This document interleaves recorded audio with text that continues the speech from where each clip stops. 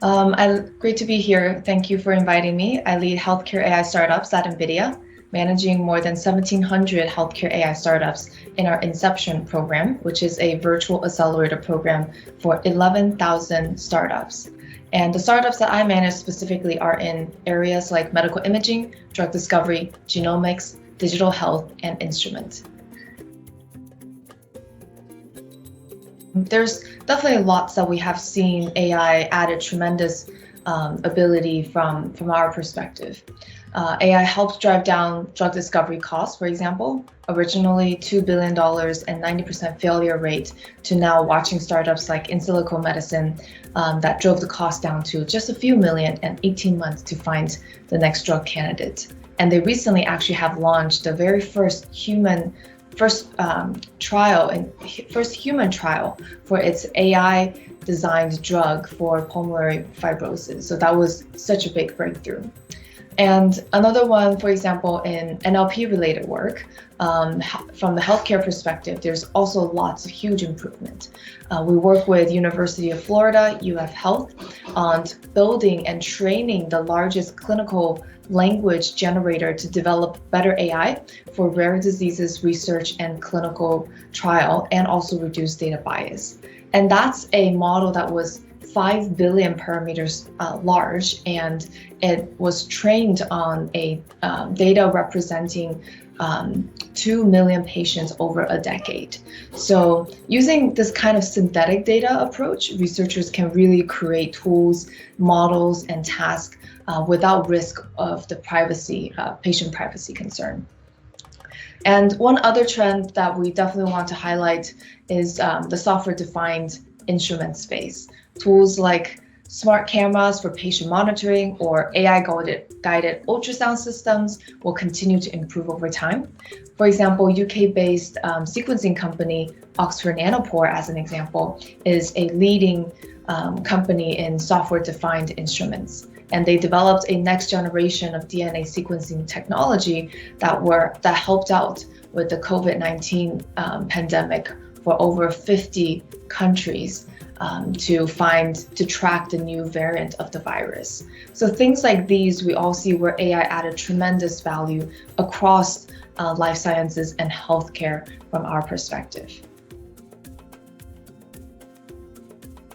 Yeah, I think patients as a consumer from that perspective, there's a lot of AI already in the background. We sometimes like to call it the passive AI because it just works and it doesn't, as a patient or as a customer ourselves, we don't really have to pay so close attention to it.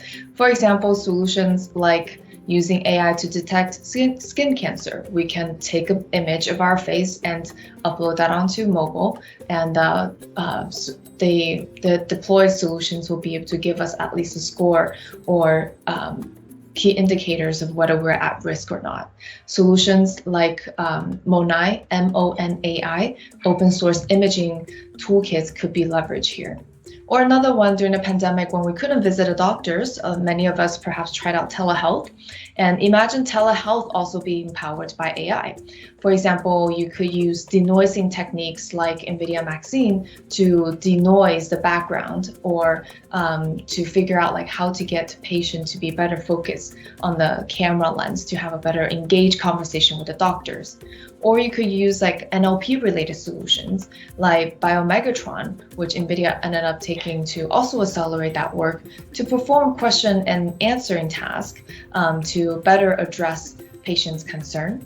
Or recommender systems. We know about Amazon helping recommend you books, but there's also underlying technologies like NVIDIA Merlin, for example, is a application framework for recommender system. So how that could be applied is when you're engaging in a telehealth conversation, Merlin could potentially even be used to help recommend you the best drugs to use, or help defining the best route to ship certain products, etc. So all of those where I can see AI-backed solutions are started to slowly, if not already here, emerging in our daily life for our patients. Yeah, that's a good question. Some of the gaps that we definitely are seeing is in the talent space, data, human capital and compute. So more detail here is that from a talent perspective, there's still a huge, large talent pool that could be more aware and start rolling up their sleeves and learn the math and the coding to train and deploy AI. And from a data perspective, we see that there's a lot of patient privacy concerns and people don't know how to address that. And there may be also a lot of healthcare providers actually sit on top of a lot of data that they're trying to figure out a potential way to gain more insights out of that. From the human capital perspective, besides, let's say after you get the data, you will still need someone to label the data and then maybe to help increase the accuracy of the models. And that actually takes human capital. So sometimes even addressing that could be another area. And the last but not least area that I will mention is definitely compute, because a lot of these AI training and inferencing require high amount of compute to work on. And if not, it's really hard to find insights in a reasonable amount of time. So those will be the 4 areas in particularly where I see there's still gaps that could be addressed, and NVIDIA is adding a lot of value in them too. Yeah, India is a very, very important country. We actually have a lot of people working there too. From the startup perspective, we have more than 800 some startups in India, and most of them are actually in healthcare. Some of the recommendations that I'm happy to connect you guys with are India startup pick Nithya, and she shared with us that we are currently doing a lot more partnership with local government like AIIM or ICMR, and doing a lot more meaningful work with local innovative organizations like Astrodm Hospital Accelerator, and we're partnering up with leading organizations like GE. So they put together the GE Edison X Accelerator program. NVIDIA Inception is doing quite a lot of work there, supporting startups like Deep Trek. It's a medical imaging solution, or like IRA Matrix, which is the image analytics or management solution. It's a very interconnected ecosystem that we're spending a lot of time in to continue to support the developers from the ground up in a very meaningful way. To watch is synthetic biology and precision medicine and quantum computing. So if you're in just an AI enthusiast for cross industries, I highly recommend checking out all of the latest work in simulation and climate tech and large-scale quantum algorithms.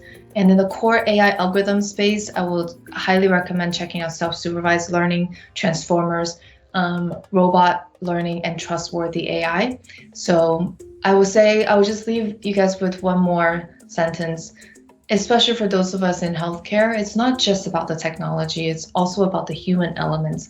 It's about the nurses, the doctors, the patients, and the entire ecosystem. So it's very important to find and solve the hardest and the right problem first before applying the latest and perhaps the most shiniest technologies, because solving the right problem will eventually lead to very meaningful results, and technology is just one small component of that.